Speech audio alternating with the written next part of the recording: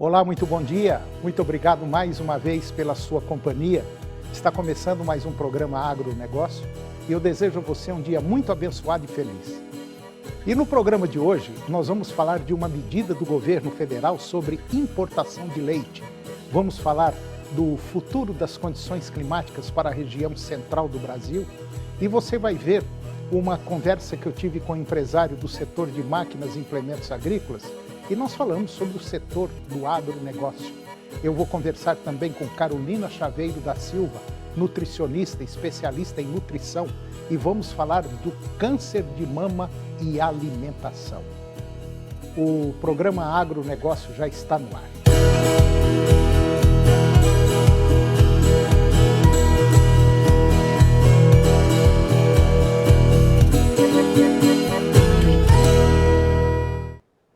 Eu começo o programa de hoje falando sobre uma medida do governo federal sobre importação de leite. Após a publicação do decreto federal que traz isenção tributária às indústrias que compram o leite nacional, o setor produtivo reforçou o coro junto ao governo pela reestruturação das dívidas dos pecuaristas e pela limitação temporária das importações do produto proveniente do Mercosul. Representantes da cadeia produtiva apresentaram as demandas em audiência pública na Comissão de Relações Exteriores e também de Defesa Nacional da Câmara dos Deputados. O decreto, ele é necessário e deve gerar alívio em 90 dias, mas a situação é crítica. Os recursos financeiros estão cada vez mais escassos para o setor. O governo, ele informou que não tem recursos extras para a renegociação. Pelo menos foi o que disse o presidente da Comissão Nacional de Bovinocultura de Leite, da Confederação da Agricultura e Pecuária do Brasil, CNA, o Ronei Volpi. O presidente da Associação dos Pequenos Produtores de Leite, aqui do estado de Goiás, a APROLEITE Goiás, o Marco Xavier, ele afirmou que o decreto traz pouco alívio à crise do setor em meio ao crescimento da importação de leite em pó. Estamos em uma situação de competição totalmente desigual. Na verdade, não temos nem paridade para competir e não temos uma política pública para isso, disse o presidente da APROLEITE Goiás. Ele observou ao defender a interrupção temporária pelo Brasil da internalização do leite do Mercosul.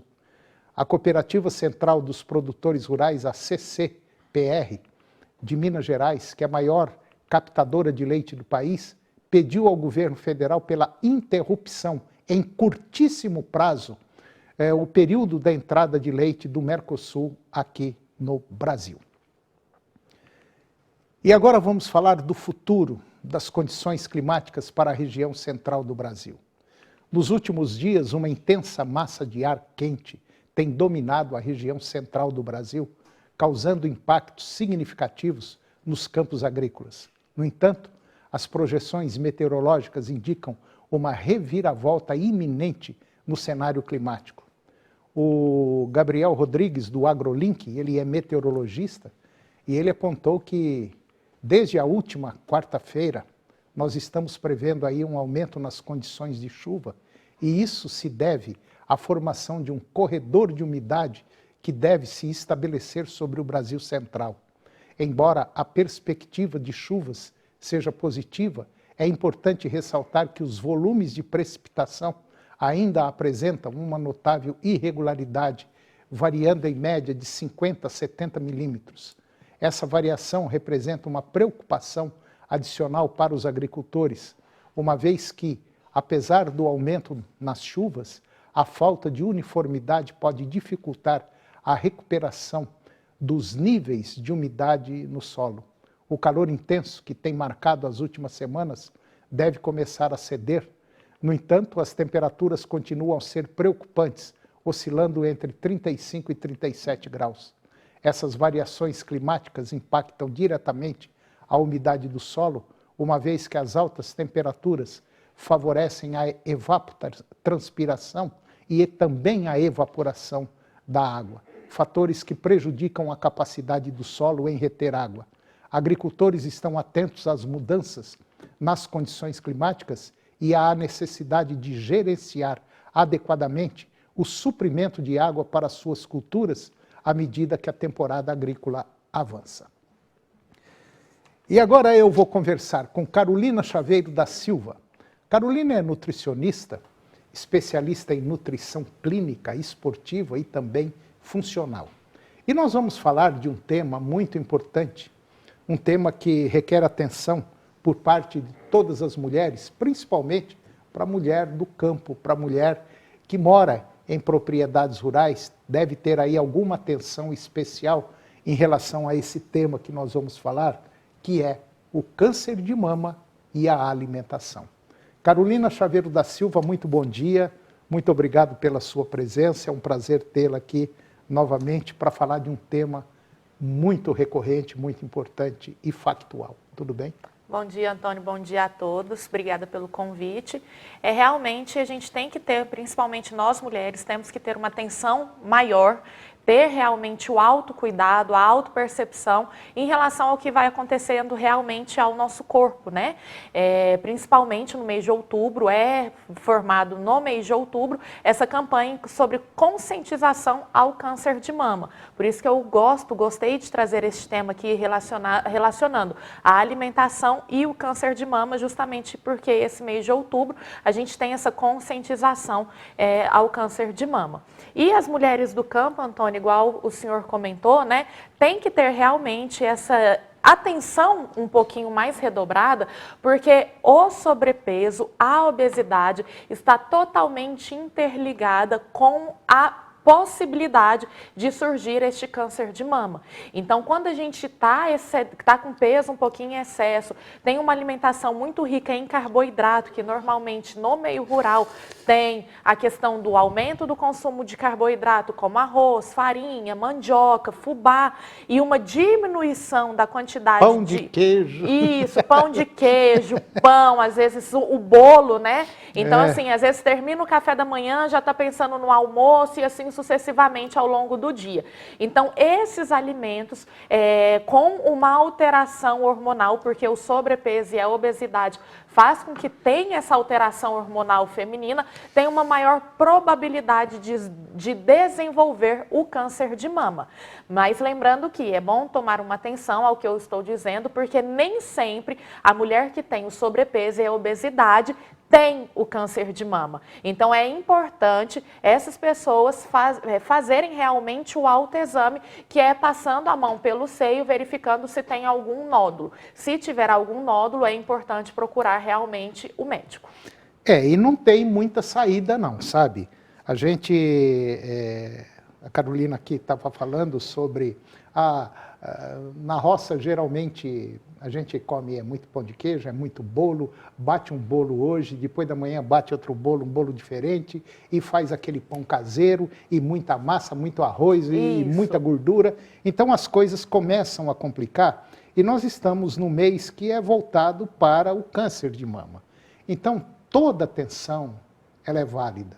Então você que é mulher, que está aí no campo às vezes meio sozinha, vamos dizer assim, faz esse autoexame, vai apertando, vai aparpando para ver se descobre alguma coisa. Descobriu, está com alguma dúvida, vai lá no postinho, lá na cidade, faz uma avaliação, verifica isso aí, porque o problema pode ser sério, né? Exatamente. E aí, no mês de outubro, a gente tem a prevenção ao câncer de mama e no mês de novembro a gente tem, voltado para os homens, que está relacionado ao câncer de próstata. Os dois, Antônio, tem que ter realmente essa melhora no perfil corporal, na composição corporal, que é a diminuição do peso. Lógico que isso não é o fator determinante, né, para realmente ter o câncer de mama, mas é um dos fatores. Então, aumento do sobrepeso, a questão genética, se você tem na família alguém que já teve o câncer de mama, é bom também ficar de olho em relação a isso, mas o que realmente comer, né? Para a gente poder evitar esse sobrepeso. Então, é diminuir, não há necessidade de tirar, restringir, parar de comer esses carboidratos refinados, pão, bolo, rosca, arroz, a gente diminuir essa quantidade, aumentar a questão da quantidade de fibras através de verduras, folhosos, frutas, frutas, diminuir a quantidade de bebida alcoólica ingerida ao longo aí da semana, ao longo do mês, e se necessário, ou melhor, se necessário não, se possível, fazer também a prática de atividade física. Todas essas orientações diminuem o processo inflamatório corporal. E a gente sabe que quando se leva a câncer ou quando a gente tem alguma doença, o processo inflamatório do corpo acaba aumentando. Então, para a gente diminuir, nós temos que adequar todos esses fatores. Tanto a atividade física quanto a hidratação ao longo do dia, elas estão inclusas aí para a gente conseguir diminuir esse processo inflamatório. Então, é bom ficar de olho também. Carolina, mas o que é considerado, né, essa atividade física? Às vezes 30, 40 minutos de uma caminhada já, ou ao ar livre, ou em algum parque, já é válido ao longo do dia aí para ser considerada essa atividade física. É verdade. E vamos dar uma dica aí para você que é prefeito, para você que é vereador aí na sua cidade. Seria muito interessante, e olha, e não vai custar nada isso aí para a prefeitura não, viu? Isso aí com meia dúzia de patrocínio ali se consegue fazer uma campanha de prevenção. Quer dizer, chamar a população do meio rural, chama aí para a cidade, faz isso numa sexta, num sábado, num domingo. Vamos fazer exame gratuito, tanto para o homem da próstata, tem muito homem aí que morre de medo disso aí, isso é uma besteira, uma bobagem. Tem que fazer sim, porque se você pegar um câncer de próstata aí, você vai ver o tanto que isso aí é dolorido. Então, senhores prefeitos, vereadores, vamos esquecer o partido, vamos pensar um pouco mais na população, vamos fazer um trabalho aí de prevenção, tanto do câncer de mama, quanto do câncer de próstata. Isso é fundamental. E eu acho que esse recado, né, Carolina, que a gente tinha que passar, daí fazer você ficar um pouquinho mais esperta aí, mais atenção com o que está comendo, faz aí esse exame, essa prevenção, maneira, porque se pegar a doença, tem cura? Tem, mas a gente sempre deixa para depois e às vezes pode ser muito tarde e o sofrimento é muito grande. Carolina Chaveiro da Silva, se você quiser bater um papo com a Carolina, quiser perguntar alguma coisa, saber mais, não só sobre câncer, mas como outros problemas também, tem um Instagram da Carolina, tem aí o endereço dela. Qual que é, Carolina, o seu Instagram? @NutriCarolChaveiro. @NutriCarolChaveiro. Bate um papo com a Carolina e tire algumas dúvidas. Carol, muito obrigado mesmo e até a próxima oportunidade. Obrigado. Obrigada, Antônio. Bom dia a todos. E depois do intervalo nós vamos falar do futuro do agronegócio brasileiro e vamos falar também do mercado pecuário, mais precisamente da produção de carne bovina. Nós voltamos já, é um minuto só.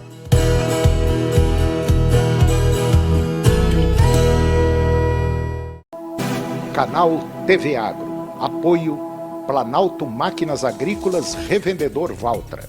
Goiânia, Jussara, Itumbiara e Porangatu. Estância Bahia Leilões. Estância Bahia, a serviço da pecuária brasileira. Europoços Artesianos. Poços com até 800 metros de profundidade. Nutroeste, nutrição animal. Tecnologia de resultados a serviço do pecuarista. Volumoso X-Gold Pasto.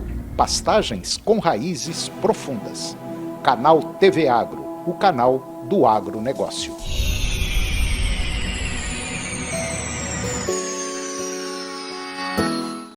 A gente sabe como é difícil proteger quem você ama, o que você ama. Tirar de perto da sua casa, da sua família, aquilo que você não quer perto, nem de longe. Nessas horas é bom ter com quem contar. E é por isso que a gente está aqui há 20 anos. Keldrim 20 anos, com você para proteger. O que é o Senar Mais? É um programa do Senar que leva assistência técnica e gerencial para vocês produtores. Um técnico de campo irá te acompanhar por 2 anos. Ele fará um diagnóstico da sua fazenda, faz um planejamento junto com você, te orienta sobre tecnologias, manejo, oferecendo cursos para qualificação e o principal, fará o gerenciamento mensal da sua atividade. E o que é melhor, sem cobrar nada por isso. Senar Goiás.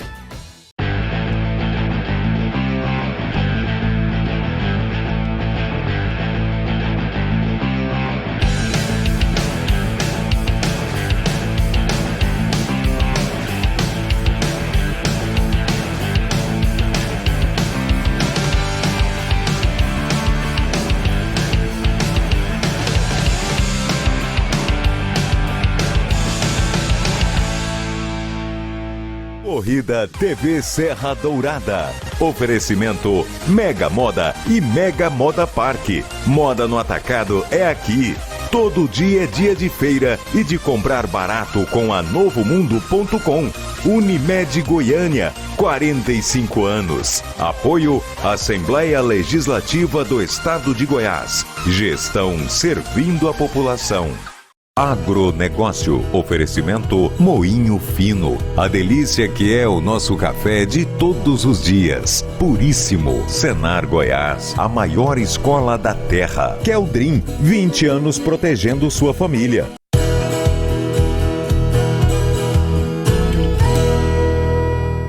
Nós estamos de volta e agora vamos falar do mercado pecuário, mais precisamente da produção de carne bovina. O mercado pecuário está passando por mudanças significativas aqui no Brasil, com um aumento nos preços do boi gordo e uma diminuição na diferença entre o valor da arroba e a carne bovina. E de acordo com as informações que foram divulgadas pelo CPEA, no mês de outubro, a diferença entre os preços médios da arroba do boi gordo e da carne bovina no mercado atacadista apresentou uma queda considerável. Esta redução na diferença é um desenvolvimento importante, considerando que, em setembro, os preços da carne atingiram um recorde com vantagem para a proteína, para a carne bovina. Os pesquisadores explicaram que essa mudança no cenário de preços ela é resultado da recuperação dos valores do boi gordo nas últimas semanas. E essa recuperação se deve, em grande parte, à redução na oferta de gado pronto para o abate. A oferta limitada tem impulsionado os preços do boi gordo. Ao mesmo tempo, os preços da carne também subiram, embora de forma menos intensa do que os preços do boi. O aumento nos preços da carne se deve a diversos fatores, incluindo os custos de produção e a demanda do mercado. Os dados do CPEA revelam que, em outubro, até o último dia 17, a diferença média entre os preços da arroba do boi gordo e da carne no mercado atacadista estava em R$ 14,84 por arroba. Essa cifra representa uma redução significativa em comparação com o mês de setembro, quando a diferença chegou a R$ 22,68 por arroba. É importante destacar que na parcial de setembro, a carne no mercado atacadista chegou a ser negociada a quase R$ 29,00 por arroba acima do boi gordo, o que foi considerado um recorde. E agora, você vai ver uma conversa que eu tive com um empresário do setor de máquinas e implementos agrícolas sobre o futuro do setor produtivo do agronegócio. Confira.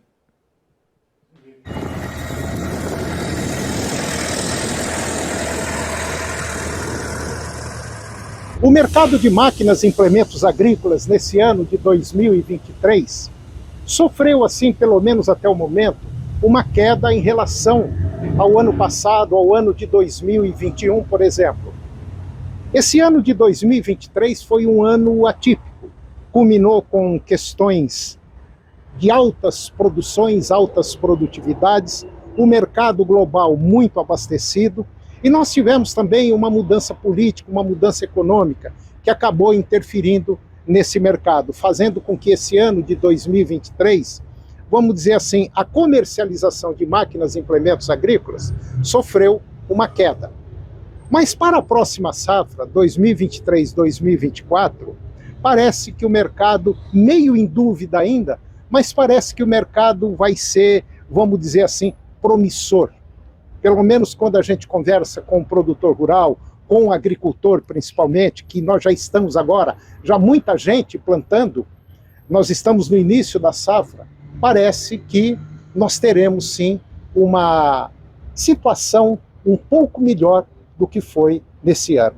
E para falar sobre essa questão, vamos dizer assim, comercial de máquinas e implementos agrícolas, eu vou conversar com Marco Elísio Nunes Cunha. O Marco Elísio é o diretor da Planalto Tratores, uma das mais importantes empresas, vamos dizer, do país, e é uma empresa que vem há muitos anos, há mais de 50 anos, no mercado aqui do estado de Goiás. E o Marco conhece muito sobre esse mercado. Marco, como é que você está sentindo o mercado daqui para frente? Toninho, a gente sabe que o nosso mercado ele é cíclico, né?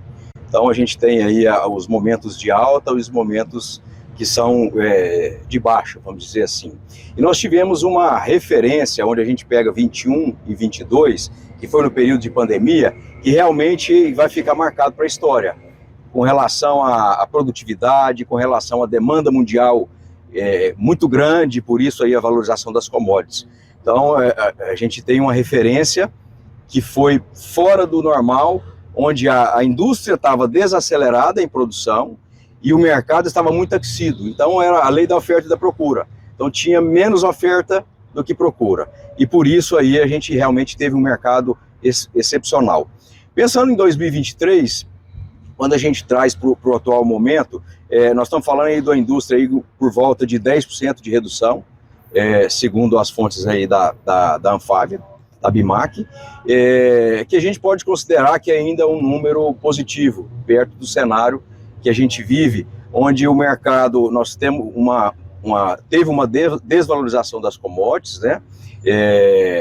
E a questão do recurso também, um atraso no anúncio do Plano Safra, mas em contrapartida nós tivemos um aumento no volume de recurso disponível, acho que isso é importante a gente citar, uma pequena redução na taxa de juros, eu acho que qualquer redução ela já é significativa e ela impacta no nosso negócio. Eu acho que teve um fator psicológico muito grande, aí, principalmente no primeiro semestre, quando a gente relacionado à política, à própria insegurança, né, o produtor inseguro de fazer investimentos em função da redução do valor do produto dele, da commodity dele, e as margens dele ficaram mais achatadas. Então o que a gente vê aí para o futuro é voltar a patamares anteriores aí à pandemia, a preços de soja, de milho e da própria arroba também a patamares anteriores, e que precisa de ter uma gestão mais próxima do negócio com relação a custos. E quando a gente fala em máquina, nós estamos falando em investimento da porteira para dentro. E eu sempre bato nessa tecla.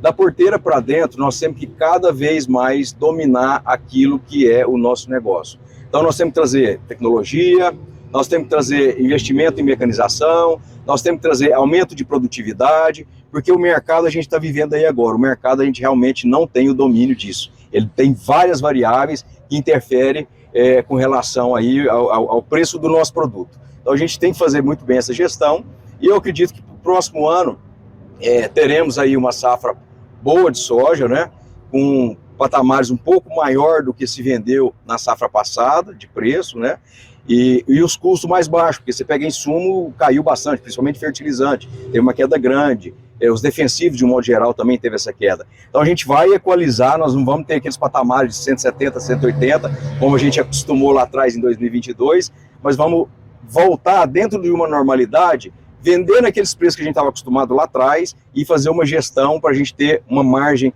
um pouco melhor do que a gente teve nessa safra passada. O Marco Elísio, ele citou um ponto muito interessante: investimento, tecnologia. Nós temos que entender o seguinte, que o Brasil é o único país no planeta que tem condição de abastecer aí por volta, talvez, aí de 40%, 50% da população do mundo. Nós já estamos abastecendo por volta de 2 bilhões de pessoas. Isso é um número muito expressivo.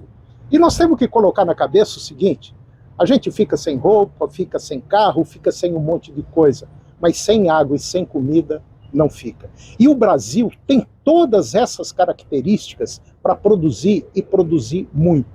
O que nós não podemos deixar acontecer nesse país é uma interferência, principalmente de governos, em cima do agro. O agro é um dos únicos setores, ou talvez o único setor, que tem que trabalhar livre, porque o agro é o esteio do Brasil, ainda é o esteio do Brasil. E eu tenho certeza absoluta que nós não podemos mexer com isso. E esse setor nosso, ele é muito importante, principalmente agora que nós estamos observando uma série de conflitos no mundo, e esses países que estão em conflitos, provavelmente, não têm condição de produzir como produziam antes de entrar nesses conflitos. Então, é preciso a gente observar que isso pode ser uma grande porta para o nosso mercado do agro, né, Marco? Com certeza, Tony. Eu sempre falo o seguinte, isso é uma palavra antiga e um ditado. Se tem crise, você tira o S, você tem que criar. E é criar oportunidades no nosso negócio. Nós temos um setor muito forte, nós precisamos de ter uma união maior dessa classe nossa produtora. Acredito que a gente ainda deixa muito a desejar nesse sentido. E essas retaliações que a gente tem é porque o mundo lá fora sabe que nós somos uma ameaça muito grande para eles. Então nós temos capacidade de produção como nenhum outro país no mundo tem, de clima, de relevo, dimensão territorial. Nós temos a maior área preservada do mundo. Ainda é nosso. Ainda é nosso. Então isso aí causa inveja em muita gente. Então nós temos que trazer isso para dentro. O que a gente precisa de fazer é levantar a cabeça, arregaçar as mangas, ser positivo, pensar positivo e ir para frente. A gente tem que acreditar no nosso negócio, que é isso que a gente faz todos os dias, é acordar e influenciar de forma positiva as pessoas do nosso segmento, as pessoas, os nossos colaboradores, as pessoas da nossa família. Então eu vejo que nós temos que vencer, se é uma barreira, se a gente vê que é uma barreira, a gente precisa de vencer essa barreira, porque a gente precisa de ser mais forte do que ela. Qualquer problema que a gente se deparar com ele, a gente precisa de enfrentar. Então eu vejo a gente nesse momento. Vamos enfrentar, vamos em frente, que eu tenho certeza que momentos melhores virão. Não tem nada que é para sempre. O bom passa e o ruim passa. E eu acredito que esse momento ruim, pior já passou, e a gente vai para uma ascendência agora, momentos melhores virão. Essa é a minha percepção. Eu concordo em gênero, número e grau com o Marco, principalmente voltado para o que ele falou. A nossa classe tem que ser uma classe unida. Nós não podemos ficar cada um no seu canto produzindo, não é isso. Nós temos que formar um conjunto. E é o conjunto que faz dar peso, que faz dar força para o nosso país e principalmente para o nosso setor. Saída tem, e muitas. Não é apenas uma, não. Nós temos inúmeras saídas aqui no Brasil. Depende única e exclusivamente do povo brasileiro, né, Marco? Exatamente. Vamos unir, nós somos fortes demais, e aí não vamos ficar olhando para o governo, porque o governo, se ele não atrapalhar, ele já está ajudando. Vamos fazer a nossa parte, vamos trazer para dentro de casa, e juntos somos mais fortes e venceremos todas as crises que vierem para nós.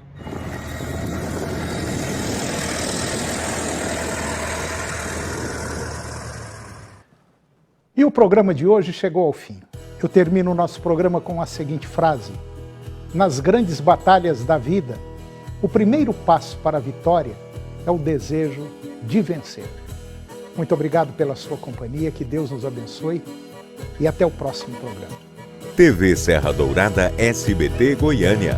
Agora suas manhãs têm mais alegria na TV Serra Dourada, com Silvier Alves, de segunda a sexta, às 11h15. A seguir, Primeiro Impacto Continuação.